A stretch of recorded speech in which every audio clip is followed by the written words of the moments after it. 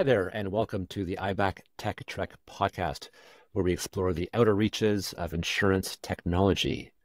Beaming aboard to join me today is Thomas Accardo from BrokerLift. Hey, Thomas, how's it going? Good day. All right. Well, I'm sure you are relatively well known in the industry, but just in case, could you give us a background about yourself and a bit about BrokerLift as well? Sure. Yeah, great to be talking with you today, Tom. So my name is Thomas Accardo. I'm the founder and CEO of a company called BrokerLift. And so we've been at it a long time now. 2016 was our first digital transaction on behalf of a broker. And so BrokerLift technically is a platform used for transacting insurance. And we'll probably get a little bit deeper into what it actually does as the interview goes on. Awesome. Thank you very much. Well, good segue. Let's talk about the functionality tool. What, in fact, does BrokerLift do? Sure. So BrokerLift's done a number of different things over the years, and this is a very timely discussion because we are sort of about to roll out one of our new brands for the product called Engage. And so in 2016, BrokerLift was pretty novel on the forefront of bringing e-commerce, just retail selling online for brokers into the industry. We still do quite a bit of that. It's amazing over the years to see, nearly $100 million of premium transacted B2C when in 2016 people were like, oh, customers aren't going to buy insurance on the internet. It's not going to happen. Well, I guess I would beg to differ, and the numbers would prove otherwise. So BrokerLift really started its journey in the B2C thing, always starting with the end customer, and we've kind of worked our way deeper into the insurance supply chain, which is a little bit different than most software companies in insurance. It starts with the hardcore nuts and bolts and has to work its way out to the customer. We've always gone the other way around. So over the past few years, we've done a lot of transacting B2C for brokers, a pure Shopify type model. Take a product, grab some code from BrokerLift, put it on your website, as any independent broker in Canada might want to do, to sell things like renter's insurance or special events or any type of kind of low premium, high volume transacting type coverage.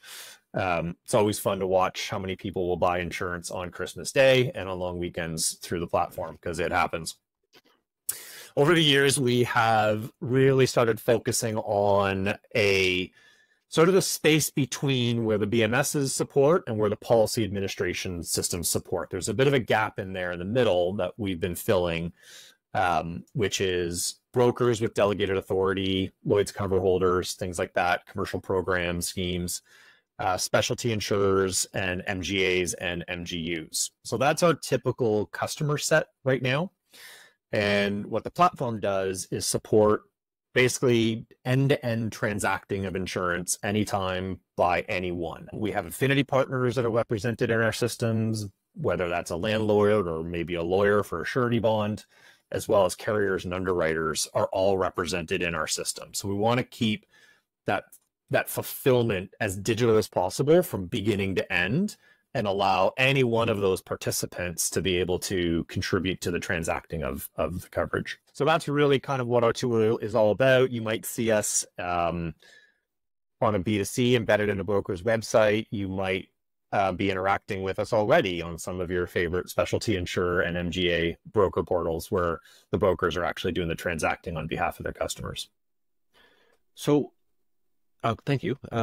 Which lines of business, I guess, A, are supported and B, are sort of most used in terms of the actual transactions? Yeah, so we're mostly specialty insurance, all P&C. We've done some warranty and some surety bonds, but primarily P&C, personal and commercial lines. And I would say most of what we support now, probably 80–85%, is commercial lines. So it's typically programs, specialty insurance. We don't typically do too much in the home and auto space, sort of the generalist personal line side of things. We do tenants and renters and boats and a couple of those other things, but typically we're pretty focused on specialty lines and mostly commercial. And does the system integrate with other tools, whether that's on the broker side or on the carrier side? Yeah, I mean, that's a great question. We're seeing that is advancing very, very quickly. I would say in 2016, there were almost no APIs, not a lot of talk about it. Now we've probably integrated with dozens of different APIs from third parties. So, things as simple as address lookups to data verification with, with different third-party data providers, to BMS integrations, carrier integrations. So we really see BrokerLift as a digital ecosystem player. We're there to fulfill a certain sort of niche and leverage all the other systems that a broker, a carrier, or wholesaler has within their toolkit. We're just sort of one other tool filling a gap. Okay, awesome. So we're going to talk about business impact now, and I like to hear about things that improve efficiency / productivity, client experience, and growth for the broker's perspective. So maybe you can touch on each of those three sort of key points and talk about how BrokerLift benefits productivity, client experience, and broker growth. Sure. Maybe I'll start with broker growth. So there's two sort of aspects there. We've been able to partner with a number of brokers who have really excelled at their online presence. They really understand their brand. They understand how to get leads online, drive those leads to their website. And really what we're providing is the conversion tool. So that next level of convenience. When we started BrokerLift, it was always sort of, one of my kind of key insights was, seeing brokers and having discussions with brokers around their competitive set, and specifically the directs. And so what do the direct writers do really, really well? They've got passive call centers that are open extra long, and they've got a lot of budget to spend on digital technology. So you've been able to quote and bind insurance on a direct's website, I don't know, for the better part of 6 or 7 years now. And I always thought that was really the only kind of thing they had a little bit above an independent retail broker. A retail broker has access to way more product. Their shelves are full of product. As a customer, that's what I want to see. I don't want to walk into a store and see one aisle with one type of product as far as I can see. That's my direct experience. I can only choose from one. There's only one thing. Oh, I think the direct writers would argue with you. They have their own product, but it comes in okay, shitty, and really shitty. And what I've always loved about the broker community is not only, I know the word choice, is rattled around quite a bit. To me, the bigger value proposition is variety. That's really what the retail broker brings to me. I can buy boat insurance, I can buy house insurance, I can buy car insurance, I can buy cottage insurance, I can buy drone insurance, I can buy wedding insurance. I can buy all of that in one stop with my independent broker. I can't do that with the direct. I can maybe buy my car insurance, but then I've got to go somewhere else to get cottage insurance. I got to go somewhere else to get boat insurance. I got to go somewhere else to get drone insurance. So for us, BrokerLift really has always been about empowering the variety value proposition that a broker brings to the market, and then layering on the customer convenience. So if I am a self-directed customer, of which more and more customers are, and I want to buy when it's convenient for me, then we want brokers to have that e-commerce element in their toolkit. So don't force me to call you Monday morning to buy my renter's insurance if I'm ready to do it Sunday night. Like, I can just do it online. It's not, it's not that complicated. So really, we've always sort of really worked hard to bring those B2C experiences to brokers. So that's sort of where a broker can excel if they choose to, if they really choose to double down on their online advertising. They're a broker who wants organic growth. They're willing to excel at organic growth. E-commerce is just another tool in their toolkit to convert customers quickly and provide them a lead for upsell and cross-sell. On the commercial side and on the program side, that's where we see both efficiency and growth. So often when we're speaking to a broker about digitizing a specialty insurance, usually what they are using is Excel, Word, and a lot of human capital to get those policies across the line. We see a lot of programs that renew on the same date for some sadistic reason. I don't know what the history of that is, but it seems very painful. And so July 1st, the brokerage has to renew 652 policies on one day for that commercial program. That is a lot of work for people leading up to that one day. That's a lot of overtime. That's a lot of staff. That's a lot of use of pivot tables in Excel and a lot of Word templates that have to be PDF'd and a lot of things that could go wrong. So the two things we see with those programs is they typically hit a maximum rate of efficiency. Well, it actually starts costing the brokerage more to sell more because now I've got to hire more staff. I need to train more people. The overhead becomes higher. When we digitize those programs and get them onto our system, a bunch of things happen. We are able to automate a lot of manual processes. We're able to digitize things like document generation, policy assigning, master policy, organization, all that sort of good stuff. Then we're also able to deploy the B2C element to it. So it actually lets the person in the program who's looking to renew or purchase the coverage do it themselves. So they can validate their own data. They can upload their own documents to the system, and the system can rate it and bind it. So we've seen a lot of the programs that we support for brokers, we've seen them grow. One in particular has been growing 35 to 40% year over year since it's been digitized.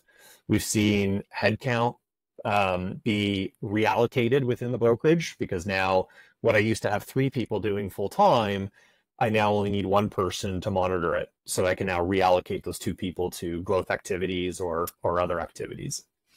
So those have really been sort of the 2 kind of big things that we've seen. I think the third one I would just sort of mention is using technology to unlock new markets. We're especially seeing this in the UK and in Europe, where brokerages that are competing for affinity programs and schemes are being asked in the RFP itself for a fully digitized experience for those members of that affinity program. So then the brokers are asking the insurance companies, well, I want you guys to be the coverage provider. If I win this affinity program, can you help me digitize this thing? If we can digitize it, we can win it. And so we've actually seen a number of deals sort of get sold because digital can be part of that value proposition the broker, or the MGA or the carrier can bring to that equation. Awesome. Okay, so Thomas, let's talk about some of the technical considerations here. And first and foremost is data security. So how, especially because you are doing transactions, I presume you are having credit card information flow through your tool. At a minimum, how do you make sure that that data is secure and doesn't fall into the wrong hands? Yeah, so that is a hot topic. every month that rolls by, that gets more and more important. We replatformed our business about 4 or 5 years ago. And since day one, we've built our platform for the insurance industry, and we've built it in a way that can be deployed in multiple geographies. So security has always been first and foremost on our list. So I'm sure if we had our CTO on the call, they would tell you all sorts of reasons why it's locked down and how it's locked down. The biggest thing for us is really minimizing the number of third parties we leverage within our ecosystem so that we can control and understand where the data is flowing, where it resides, who has access to it. We use third parties who are PCI compliant. One of our biggest partners would be Stripe, but we've plugged into a number of different payment providers in the US and the UK. And the way we do that is make sure that data isn't seen by our system. Essentially, it's not even transacted through our system, so we don't see it, we don't touch it. That sounds like the best way to make sure you're not responsible for losing somebody's credit card data by just not having it in the first place. Yeah, 100%. We've done some payment integrations with carriers, sort of the same thing. The data gets encrypted at the browser and is sent encrypted to the carrier system where only they can decrypt it. So I'm a broker. I buy your software, I buy a license, or however the pricing works.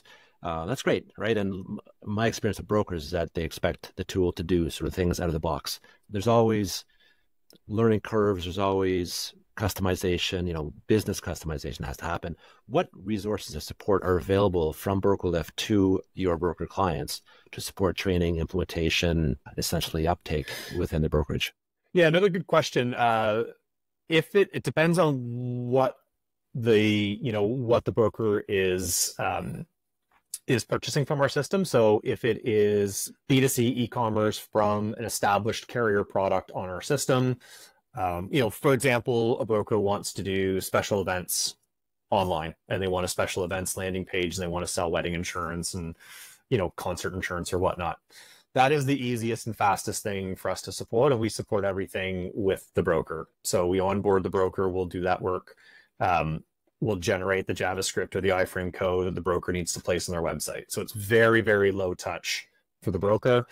I think our record is getting a product live from start to finish, I think within about 9 hours for a broker that was in a bit of a pinch and they had to get a tenants insurance product online basically within the day. They called us in the morning and their first transaction was that evening. Same day service. That's so that's unusual because there are still some things the broker has to do, like DNS entries and some email setup and some config. But this particular broker was quite motivated to get those things done rather quickly, and so we got them online basically within a workday.